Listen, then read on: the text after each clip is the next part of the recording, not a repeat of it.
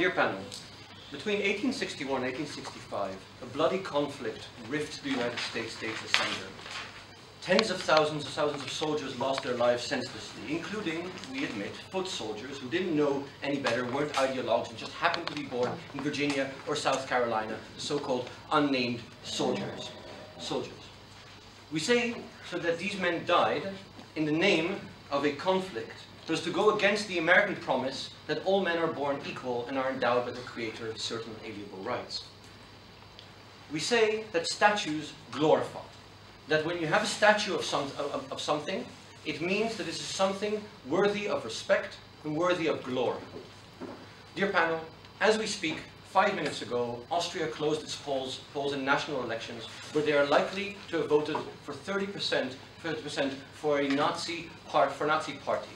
Why is this the case? And why is it not the case in Germany, which held its elections last month? Because Austrians have never learned the responsibility that the individual person had in enabling the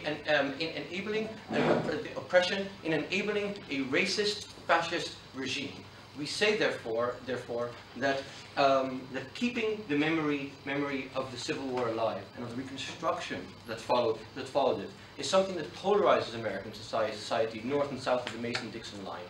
We say that in this time of great polarization, reminding people of the legitimacy of Confederate symbols, something that's bad. And we also say that as an individual, you have a duty to oppose hatred and dehumanization when you see it, and that fighting in the name of something like that is maybe not something that we say is necessarily your fault, but it's not something that should be honored. It's not something that your descendants should be proud of. I'm going to have 3 points for you today.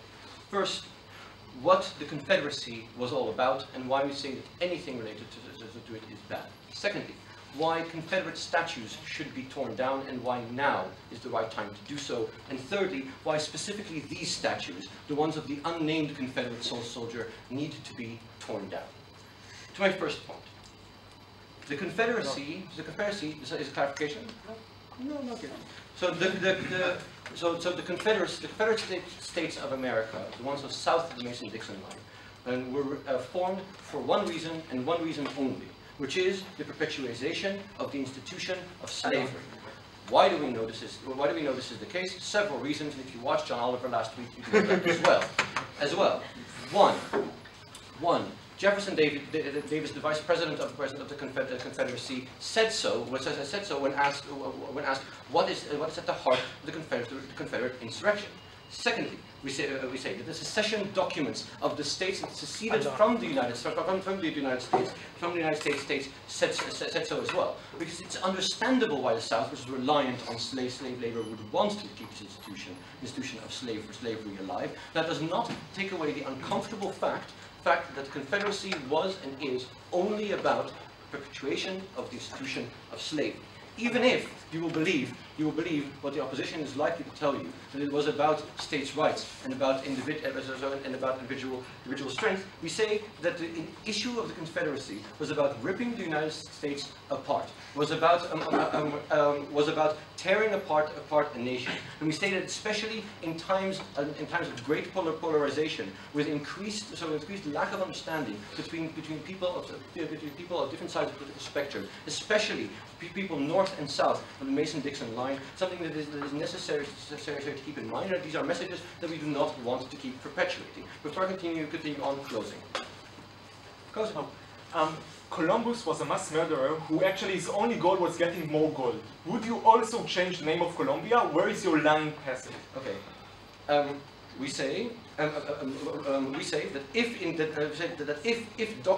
a documented way, this is it's something. This was his own. This was the only reason that he was doing. The only reason that he was doing things. This is something that absolutely needs to be considered. We say, however, it's important. This is the main part. We say, for instance, that George Washington indeed was a slave. Was a slave owner. But the purpose of his actions was to liberate the United States. Therefore, we're saying that we wouldn't necessarily necessarily say that his statue must be torn down as well. Second, so why these statues must be torn down. Keep in mind, this is very crucial, is that these statues were not erected after the Civil War, but rather in the 1910s to support the Jim Crow laws, and in the 1960s in order to oppose the Civil Rights Act, namely so to give African Americans more rights. We say that the purpose of these statues is to keep African Americans down, and to make them feel that they are lesser than and that they do not belong. We see three main harms. Main harms. First, these statues still existing. Firstly, so it's very harmful to the descendants of slaves, to African Americans, to go around and see statues where the Confederacy is being glorified, where the Confederate flag is being shown, instruments of torture for African Americans. Secondly, we say this legitimizes the use of these symbols as symbols that can be glorified. And we see it in the marches in Charlottesville, and in other places where the alt-right is strong. They're using symbology of the Confederacy. And this is getting a stamp of approval from above when the state has these symbols.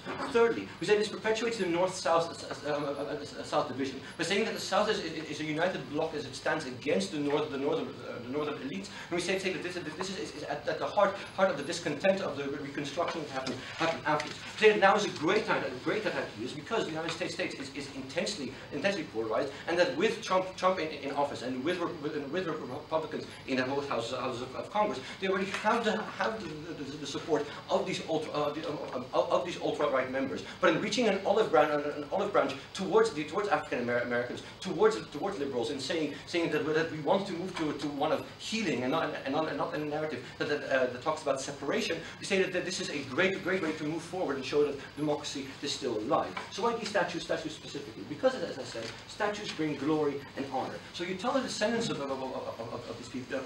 these people, you should be proud of your ancestor. That what they have done, is something glorious. Seeing as you don't want to feel that your great grandfather was a horrible person, and you are told that it's okay to glorify what they've done, then naturally you will also glorify the things that they have done and the things in the name of which they have done so. We say that this is why Germany has dealt far better with the shape of the Holocaust, because it does teach that if your great grandfather was an SS officer, even though he was just born at the wrong time, in the wrong place, he is still someone who was responsible. He still should have said something against this. For all these reasons, we beg you to propose.